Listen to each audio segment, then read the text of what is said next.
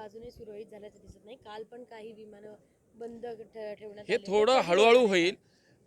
ताबडतोब सरकार म्हणून माननीय मोदीजींनी याच्यामध्ये स्पष्ट सूचना दिल्या आणि ताबडतोब या सगळ्या विषयामध्ये अनेक गोष्टी आपण पाहिलं की कारवाई झाली.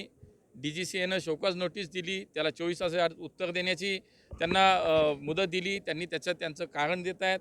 पण त्याच्यानंतरसुद्धा 100% इंडिगो आणि त्याच्या व्यवस्थापनाचा जो दोष आहे त्याच्यामध्ये 10% त्यांचे आता स्लॉट्स कमी केले गेलेत.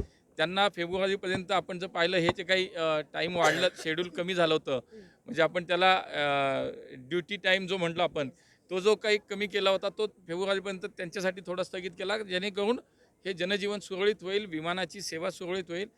आपण पाहिलं असेल तर जो किऑस झाला होता त्यानंतर आजची परिस्थिती आपण पाहिली तर 90% परिस्थिती ही जागेवरती आलेली आहे.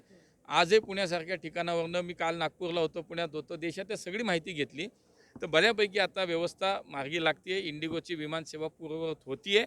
पण एक नक्की आहे की जे काय झालं त्याच्यामध्ये ज्याची काही चुकी आहे, ज्याची कुणाच्याला 4 सदस्यांची उच्चस्तरीय चौकशी समितीसुद्धा आम्ही नेमली आहे आणि त्याच्यामध्ये आमच्या वरिष्ठ अधिकाऱ्यांचा समावेश आहे. निश्चितपणे जे चूक झाली आहे त्यांच्यावरती कारवाई केली जाईल. या सगळ्या काळामध्ये इतर विमान कंपन्यांनी जो काही दर वाढवला होता त्याचं कॅपिंग त्याच्यावरती केलं गेलं. याच्यानंतर प्रत्येक प्रवाशाला त्रास झाला त्याला 10,000 रुपयाचं नुकसान म्हणून त्याच्यामध्ये दिलं गेलं. काही अवधीतच 48 तासाच्या सगळ्यांच्या बॅगेजेस पूर्ण दिलं गेलं आणि या सगळ्या ह्याच्यामध्ये जे एक सरकार म्हणून, एक मंत्रालय म्हणून ताबडतोब कारवाई किंवा याची दखल घेण्याचं काम निश्चितपणे आम्ही सगळ्यांनी केलं. महापालिकेच्या निवडणूक